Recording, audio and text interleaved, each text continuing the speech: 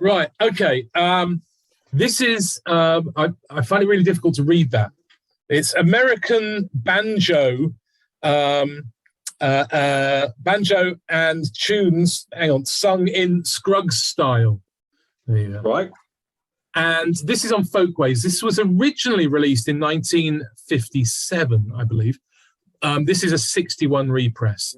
And the reason why I was really pleased to get hold of this is that, so 1957, this has as with most Folkways records, for those you know, they always have this nice sort of thing where they have one that is where you find the notes that they do. Yeah.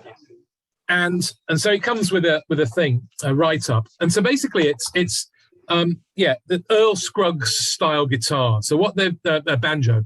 So what they're doing is they're putting together, and it's a load of different people. In fact, it's got Junie Scruggs on it, who is Earl Scruggs' older brother, playing. And who else is Eric Weisberg, who famously was on the Julian Banjos, for the Deliverance. But this was a long time before that. But yeah, part of the reason that this is interesting is this. And this supposedly 1957 was the first time, because I was reading the book about bluegrass, and this supposedly, let me just read the section here. It says, talking about Bill Monroe, before long, this type of music was becoming popular in the South. The banjo, along with the many old-time songs, had been revived, and numerous bluegrass bands patterned those on Scruggs and Monroe. That is the first time in print, supposedly, that the term bluegrass was used. Oh, right. Okay. So culturally and musically, it's really interesting. Did you know that fact before you bought it? Yes, because I was reading this book and right. About bluegrass, and it mentioned that was the first. And also, it goes on to say, the term bluegrass refers to that section of Kentucky where Bill Monroe originally lived and where the music was most popular at the outset. It was applied to this music by disc jockeys and is descriptive of a band usually consisting of a guitar and bass used for backing and one or two fiddles, a banjo, and a mandolin used for lead and solo playing. So that is also the first time that a kind of what was bluegrass was described in print. I mean, obviously, these DJs and people were using the term bluegrass for a long time prior to that. I mean, apparently Bill Monroe hated the term bluegrass. He wasn't into that. But yeah, so just really interesting record to have. The music itself is kind of very, very just, it's like lots of, when you get those records and you can suddenly see must be thousands of tracks because they're all about that thin on the, maybe you get those Ronco compilations that, that had about 50 tracks on each side. How they do that.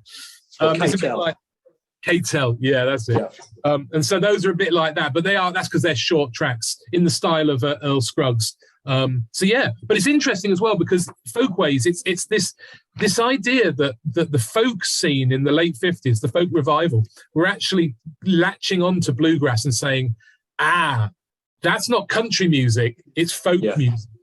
Yeah, and so it gives that sort of preppy seal of approval, I suppose. So yeah, so that's an interesting curio, really. And is that an easy record to find now? It is. It is. I think so. It's been repressed and I didn't pay much for that. I think I paid about £4 for it.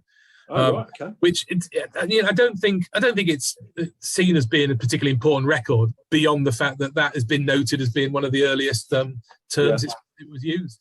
So there's a newer repress of it which actually has the lettering in red, white, and blue. So it makes it a lot easier to read as well. Yeah, I bet. Yeah, because I can't read that. Right. Okay. So earlier in the year, I went into there's a shop not far from me which sells a lot of sort of collectibles, sort of action figures and shit like that. Basically, stuff I've got no interest in it, whatever. But and computer games and I don't know, it's not my bag at all. But at the back, they sells records, and it's the most frustrating shop in the world because he doesn't price anything up. So you pick records out. You could, you do all the hard work, sorting out the good stuff from the, from the shite, and then you take it to the counter. He has a look on Discogs and tells you, yeah, it's worth. I'm going to charge you X amount, and and no word of a lie. I've been in there before, and I've taken a record up, and he's given me a price, and I thought I don't want to pay that. And the following week I've gone in, I thought, I might put that record up after all. And I've taken it up to the counter, and it's 20 quid more expensive. Do you know what I mean? It's like, he's just picking figures out the air, But anyway, so I went in there, and he had priced up a couple of records. And so this is Can with Soon Over Babaluna. This is their second record, Can Soundtracks, with that's the British sleeve, the UK sleeve. The German sleeve and the American sleeve is very different, but that's the UK sleeve. Now, I saw those to a decent price, so I took them up to the counter, and it just happened this day, said, I've got a box of prog rock behind the counter. I haven't priced it up yet. Which I mean, you don't price anything up, but there you go. He hadn't sorted it out yet. So, and he dragged it round and let me go through it. And in there, I found this. This is my favourite Can album. This is Future Days. Now, I've never had a copy of this record. Now, I actually think the last time I came up to see you, where we met at a record fair, I'm pretty sure that this is what I was listening to on the train on the way up. This is almost like my go-to, album to listen to when I'm traveling on the train. It's just got that feel to it, that it's a lovely sort of sound of traveling, that sort of thing. But yeah, this is a wonderful album. It's very different to the earlier Can albums in the sense that it's not necessarily a traditional sort of rock song structure. There's only 4 tracks on here. The second side is taken up by 1 track. All of the songs got lots of space in there. It's lots of it's quite atmospheric. It's quite ambient at times, and yeah, I just love this record. There's this section halfway through the second side, and I say it's all 1 track, but it's almost the tracks in different sections. And there's this little piece that goes on for about a minute. And it's got a little funky guitar going on, and with this beautiful light guitar over the top, and the vocal comes in, and you can almost be listening to Roberta Flack or something like that. That's the way it's, you could almost imagine something like Roberta Flack singing this little section, and then obviously it goes off on a tangent. This big, it builds up, and this big funky thing comes in with, that traditional Jackie Leap's sort of drum style coming through it. But for that little section, you could almost imagine a soul singer, just singing that piece of music. And if we do any needle drops on these records that we're showing, I'll perhaps pick that a little bit out, because I think it's absolutely gorgeous. But then again, I hear soul music and everything, I suppose, don't know, but there you go. But that was one of my finds of the year, to find an original UK press of Can Future Days. That absolutely made my day.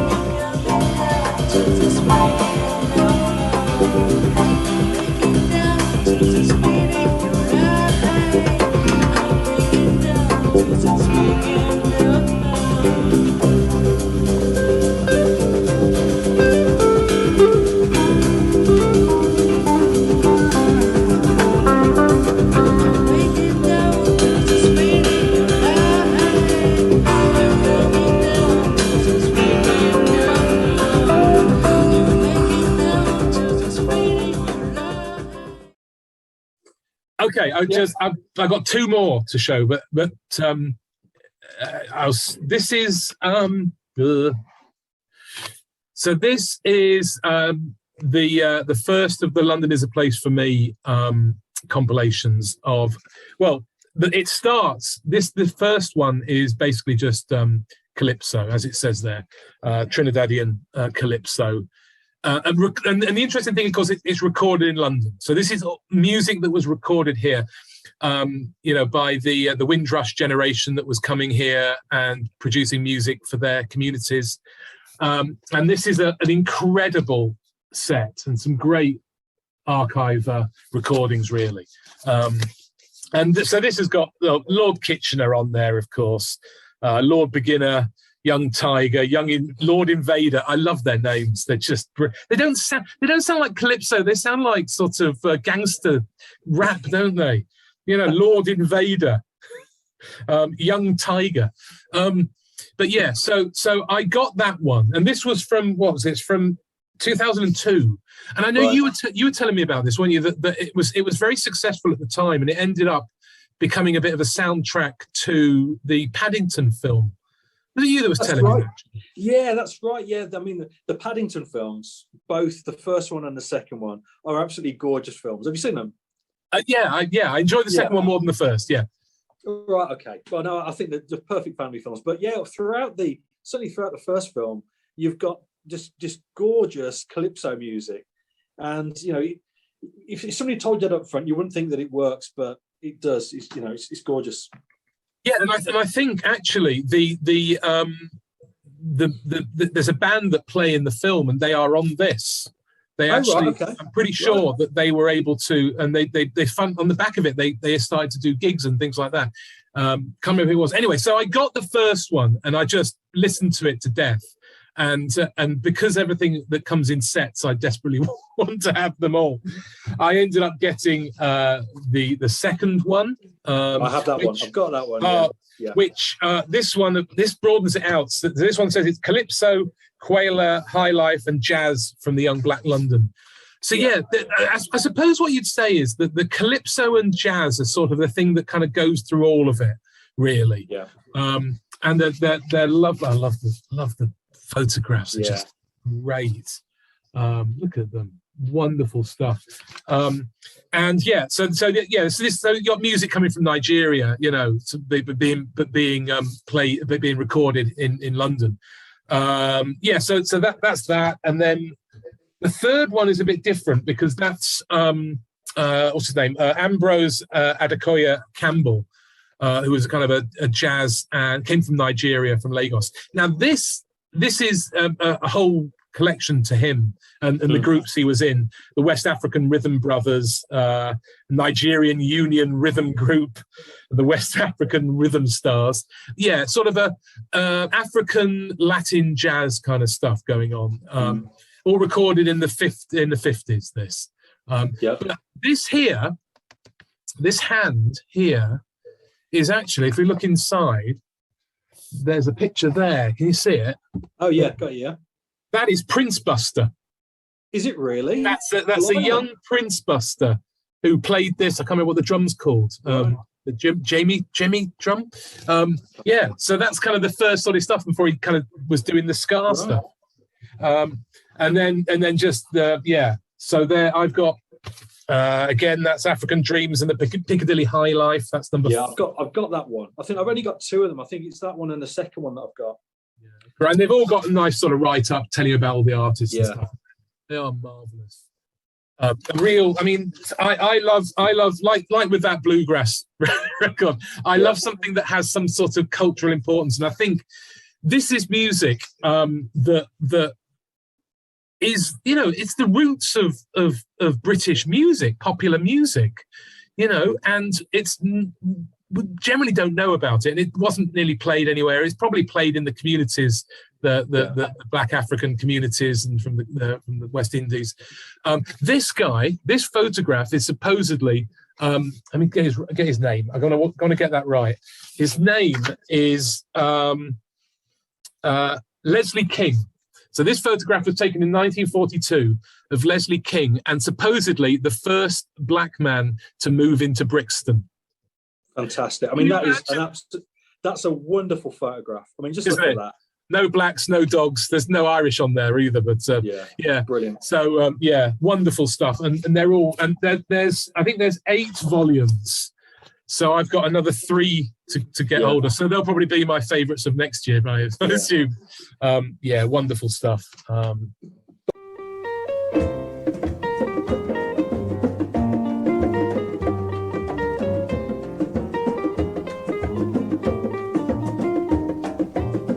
Patricia has left me. You would be shocked to hear who replaced me. My Patricia has left me. You would be shocked to hear who replaced me. Days upon days I sit down and cry. You may want to ask me the reason why, but the thing that is hurting me, she is gone to live with a young lady. Could you tell me where my Patricia went? She gone with Millicent. I cannot believe, not for one moment. She gone with Millicent.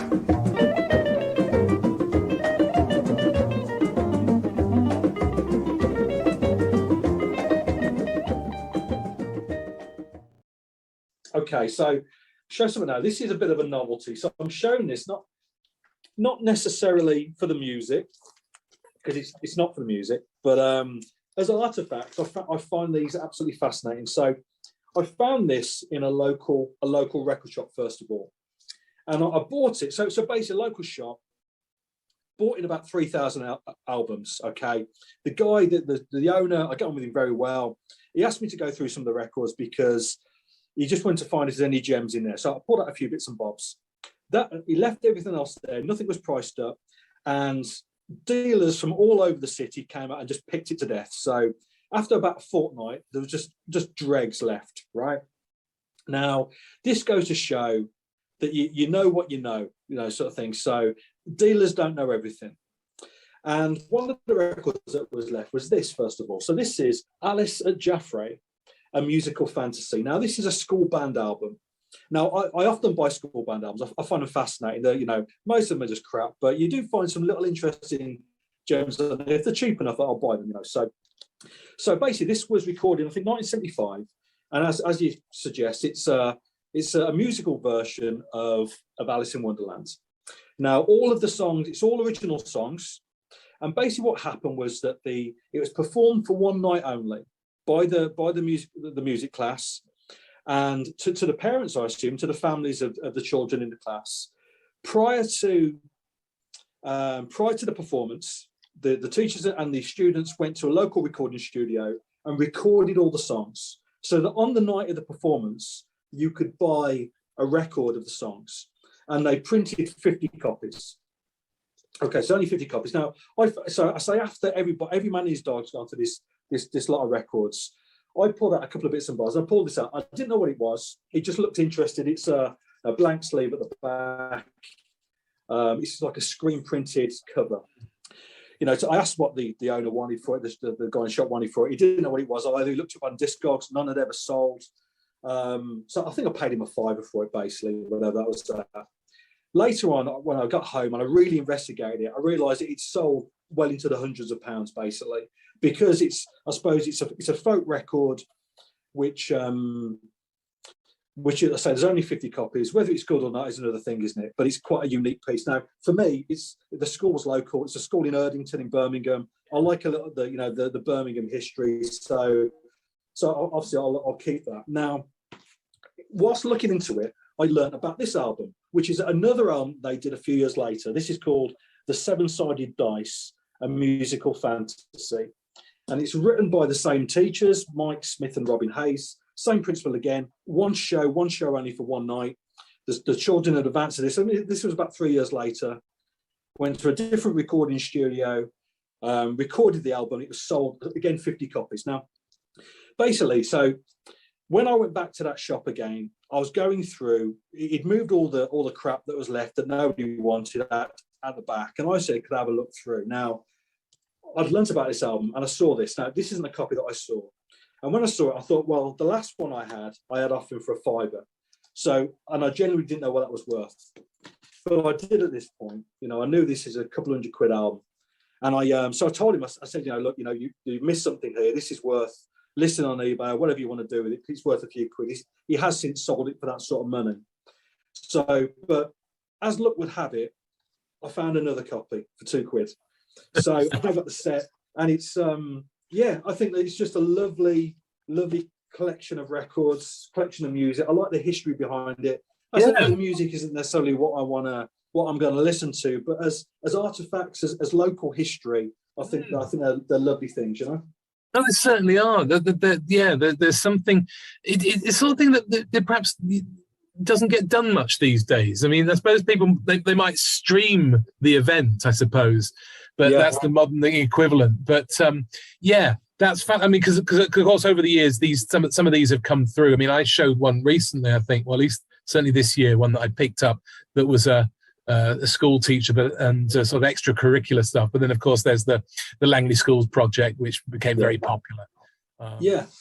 Well, it's interesting because, I mean, I suppose I found an album and I bought it about 4 or 5 years ago now, which I have shown in the VC on my videos. And I bought it because my sister went to that school. It's a school in Yardley in Birmingham. You know, this album was recorded well ahead of her being there, but I thought, you know, local thing, and I'll pick it up. It's only £1. And when I looked into it, I could see that Johnny Trunk, obviously Trunk Records, had written about this record, because there's a couple of folk songs on there, which once they get described as acid folk, everybody wants a copy of the album, and all of a sudden, I hate the term acid folk. Well, there you go. So yeah, that's it. It's interesting how these little things sort of grow a life, you know, beyond what they're originally intended for. But yeah. But it's the interesting thing is the composers, the teachers that have done this, isn't it? The idea that they're clearly, you know, very talented people, but that, you know, they haven't had the breaks, they haven't had the thing, and this is their outlet, their opportunity to do their big show, you know. But it's small scale. You know, it's probably not what they wanted, but it's amazing that they've had the opportunity to do it, I suppose. But just think of the time and the effort to write and rehearse and learn all these songs and then record them for one evening's entertainment to a handful of people. Yeah, but John, they do it for one evening because it means then people who don't make it have to buy the record. Yeah, well, there you go. Yeah, that's why they're doing the record. You know, one performance only. No, you can't come. You have to buy the record. Okay, shall I show? So last thing that I've got, and this is probably one of the events of the year for me, which goes to show you how dull my year has been, really, was a trip to Gravesend in Kent, Gravesend, which is a long way for me, you know, from up in Yorkshire. Are you after the sympathy vote here? Is that what it is? Oh, I won't get it. I wouldn't even try for that. No. But yeah, I went and I've done a video about this, and I picked up this set of 25 box sets of 4 records. The Franklin Mint, the greatest country music recordings of all time. Lovely box sets, and I picked them up for a steal from Gravesend, about 240 miles from where I live. Nice round trip, but it got me out of the house, you know, at a time when actually I'd not gone anywhere. You know, obviously we've all been under various rules and things for a long time now, and I can't remember when it was. It was probably May or sometime I went, and it was the first time I went any further than, you know, 5 miles down the road. So being able to do that, being able to travel to do that, was a weirdly unique experience. And it also meant that when I hit the Dartford crossing, it was quite clear I could get through quickly. So, but yeah, so I've did a video about it, so I won't really say anything about them, but they are just an incredible set, really. Lovely burgundy vinyl, and they're all in minty condition and very well curated. I mean, they were released in 82, they started doing them. So it's 82 and before. And perhaps too much. There is a little bit too much 80s stuff, but that's what was popular at the time. So you're always going to get that. Because I remember your video, and isn't there a receipt left in one of them? And you worked out. Hang on, yeah.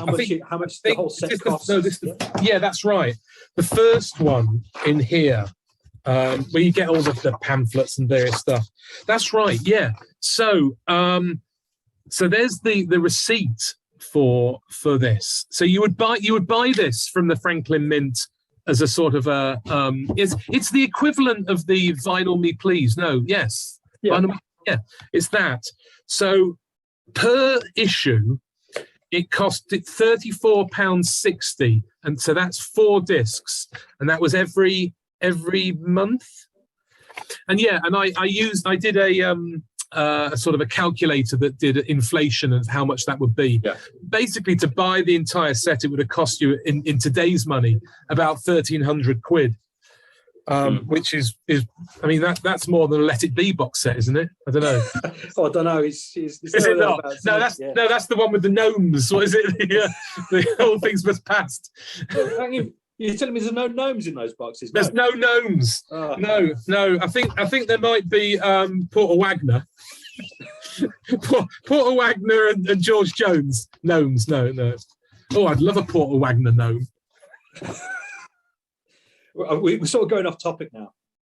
No, this is topic. Then we've finally got onto the topic. Right. Okay, my last thing, right? So I probably should have mentioned this at the beginning of the video because this is probably the most interesting thing, but there you go. Right, so... Well, I think we've got to stop there. Unfortunately, we don't have any more time. Yeah, there you go. You can just edit this bit out. Right, so... so early in the year, early part of the year, a local record shop, Psychotron, the owner put a thing on Facebook saying, any Uber Prince fans out there, because I've got 230 Prince bootlegs for sale. So I messaged him saying, did I read that right? 230 Prince bootlegs? And he said, yeah, fair enough.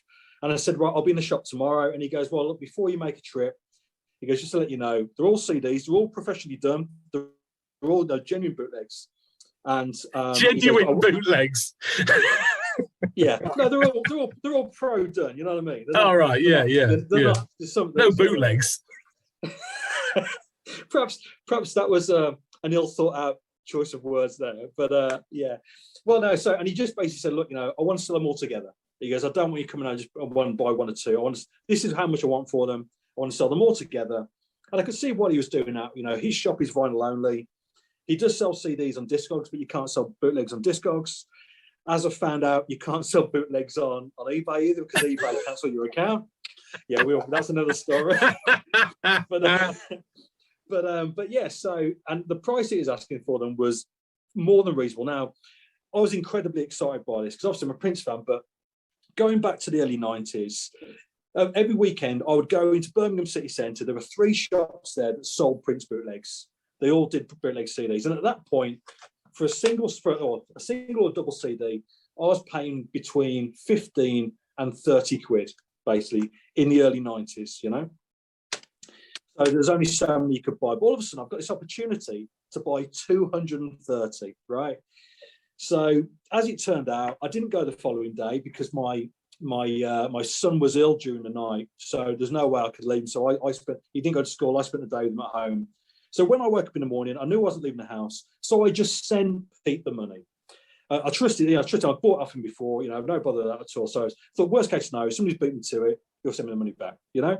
I'm glad I did, because when I went in there, he said every man and his dog has been in for those bootlegs today. Every man and his dog. In fact, when I was in there, a guy came in asking were they still available. And basically, I have sold a handful, and I've got my money back. I got my money quite quickly within a week or two. So I've still got the best part of 200 bootlegs left, and I've spent the last 6 months listening to them all, every one of them. I mean, some of them are double discs, some of them are triple discs, some of them I've got 5 discs, and it's stuff like that's 3 discs of outtakes. That's Purple Rain live gig, great sound quality. Quite a famous one, Manic Monday from the Parade tour. Another one from the Sign of the Times tour, double disc. And it just goes on and on and on. And what I've learned from this, having listened to God knows how many hours of Prince music this year, my favourite period for Prince is the early 2000s, when he put out the Rainbow Children. I knew you were going to say Rainbow Children. You love that record. It's not just the record. It's the live performance. It's the band that he had. It was the best band that he ever put together.